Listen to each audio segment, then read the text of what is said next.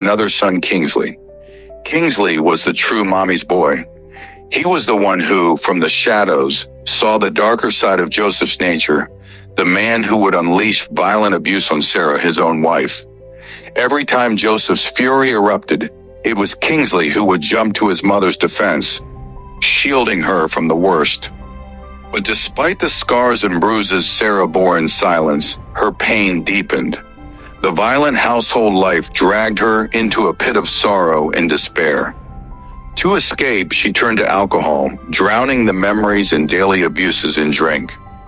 As the years passed, Sarah's spirit faded, replaced by the hollow gaze of a woman numbed by suffering. This deterioration did not sit well with Jude. The sight of his mother, drunk and broken, ignited a bitter resentment in him. Jude, though loved and favored by Joseph, would not have love for his mother. Her state frustrated him, and every drunken episode drove a wedge further between them. Then came the day Jude brought home Zara, the girl he wanted to marry. Joseph accepted her warmly, eager to show off his favored son's choice. With pride, Jude took Zara to see his mother, but Sarah was heavily intoxicated, slumped and incoherent. This sight pushed Jude over the edge, anger boiling inside him. He begged her to behave for once, and she promised she would. But the tension in the house was palpable. That evening, Joseph called the family for dinner with a grand announcement. Chef Emmanuel had prepared a feast, and the family gathered around the dining table.